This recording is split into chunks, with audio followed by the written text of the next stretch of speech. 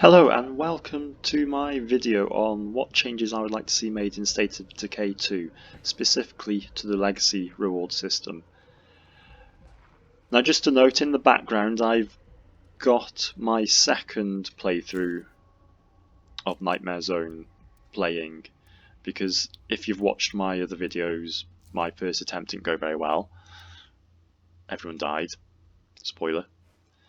So my second attempt I got some of my B characters from my first standard zone playthrough, so I had 3 original characters. 2 of them died, that left me with 1 who only had 3 stars on cardio, which was pretty bad, but he was a builder and got me a sniper tower, so that got me through the game. So in the background I'm just playing through the final mission of the Nightmare Zone for the builder, because I didn't think I could talk about this subject whilst playing, and I was a bit worried at one point I might, I could lose my base. So I wanted to concentrate on that. And so I've recorded the audio for this video separately to what's on in the background. Anyway, welcome to my video on what changes I would like to see made in State of Decay 2, specifically to the legacy reward system. So currently I think the builder legacy is too powerful. I've started going for the other legacies on standard mode, but standard mode I just find boring now. I feel I have to play on nightmare mode, and when I'm on nightmare mode I feel I have to have the sniper support tower. And with all the extra enemies in nightmare mode I found influence not a problem at all, so I don't feel like I have to go for the trader, because you can. I'm at the point where I just tear down and replace outposts once a day, sometimes more, and then I've got a stack load of influence and don't really have anything to buy. I mean, that was on my first playthrough as well. Like, the influence was, there was just lots of it. I can see how the Warlord perk could help, but the resources are so scarce when you're scouting and scavenging. I don't know how effective it would be on Nightmare Zone. I feel like you'd run out of resources like you normally do, and then you wouldn't really be making the most of your perk, whereas the sniper tower, you can use it on every mission because it's got such a quick cooldown. You can just use it all the time, which I try not to do because I feel like it's cheating, but when you're panicking and there's a bunch of ferals running after you, you feel you don't have much of a choice, because you can't get in your car and run over them, because as soon as you hit anything it blows up. So what do I think the main issue is? Every time you complete the game, it gets easier to complete. So what do I think the main issue is? Every time you complete the game, it gets easier to complete the time after because of the perks. The first playthrough is the hardest, starting with the undeveloped characters and no additional items in their inventory. And then the second playthrough, you have strong perk and developed characters, which does make the game a lot easier. And by the time you're on multiple playthroughs, you have lots of ammo, all the perks, perfect characters, and it's just not a challenge anymore. And the way I introduce extra challenge is to start a new community with new characters and turn off the perks. So I'd like to see each playthrough having more difficult challenges, so I can put my new skills, because presumably I'll get better with each playthrough. I'd like to see those skills put to the test rather than making each playthrough easier as it is at the minute, because I find that a bit less interesting.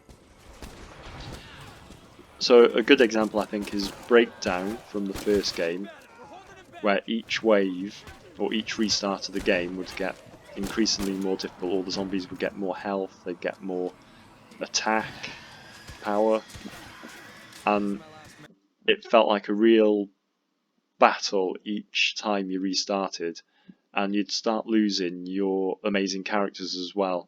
So no characters were so good that they couldn't be killed, whereas I feel like in State of Decay 2, once you've maxed out everything and you've got your sniper support tower, if you make a load of mistakes, like I got attacked by 2 feral hordes, so that's 6 ferals at once, and I was on my own in the middle of nowhere. I just turned on sniper support and just crawled up a container where they couldn't get me and just waited for the sniper support to kill them.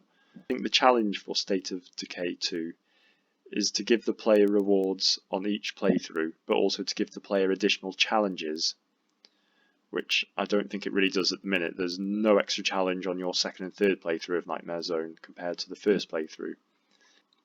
The only possible challenge is a self-imposed one where you start with new characters each time, which is actually what I end up doing a lot of the time. I'll get halfway through a playthrough and get a bit bored and decide to start with new characters because I find it more challenging and interesting.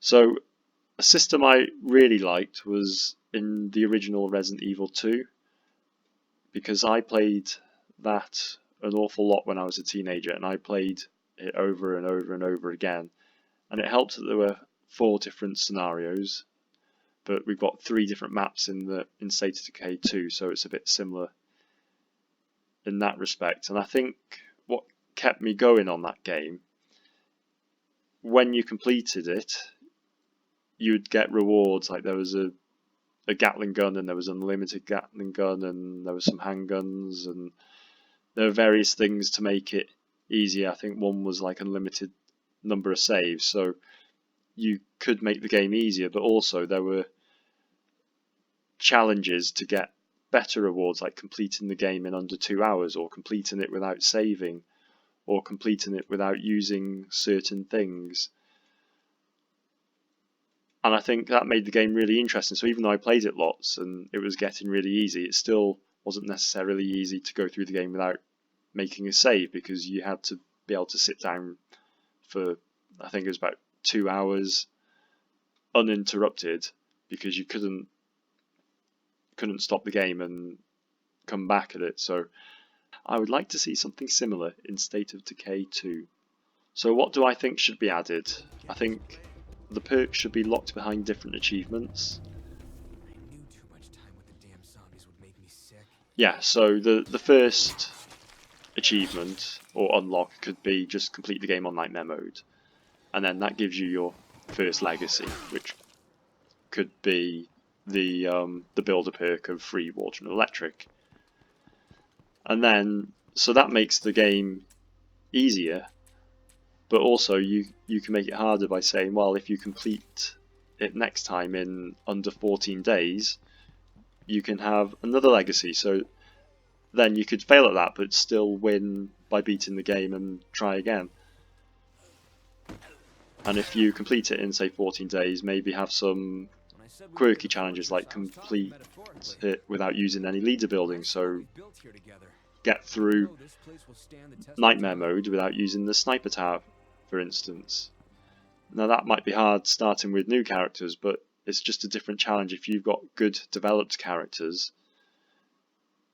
it presents a different challenge and makes the game a bit different and a bit more interesting. So I'd like to see that. And the other thing is all the powerful weapons that you can get really easily in the game. Like, I'd like to see things like the 50 caliber, all the 50 caliber weapons locked behind like a reward system. Because at the minute you can just, the first thing you can do on Nightmare mode if you get enough influence is go buy a 50 cal, give it to one of your teammates at home base, and then you've essentially got a sniper tower permanently on at your home base, which again makes the game a lot easier. So in conclusion, I think after your first completion of Nightmare mode, the game becomes too easy and less challenging. The game doesn't need to force the difficulty like in Breakdown, where it was just harder every time. Like you couldn't have a break, you couldn't think, oh, this time I'll just take it a bit easy and try something different. Like you couldn't, when you got to the higher difficulty levels, you had to play the game well, otherwise you lost your characters, which happened to me quite a lot, but it was fun. Like I enjoyed that. So that gives you the option of either playing the game with the perks and take it easy, try some more things, collect things, because people do like doing that, or you can try and go for the hard playthroughs. I mean, a good example I think is the current 100-day challenge on Nightmare mode. It would just be nice if something in game was locked behind that, like an awesome 50 caliber weapon or something, or a really good perk, because at the minute I think it's just a bit too easy to get the leader perks. Like I'm not really interested in going and unlocking all the leader perks, because on Nightmare mode I don't really want to be shooting other communities because they're just so powerful, and it's extra risk for a reward that I don't think is as good as the builder perk, which is the sniper tower. So I think, what's the point? So that might just be me being picky, but I would like extra challenge in that way. So for me, that would make the game a bit more interesting, because I do get bored with my fully developed communities and I end up starting new communities with starter characters. Anyway, let me know what you think needs adding, if you agree or disagree with what I think needs adding, and well, hope to hear from you, so thanks for listening.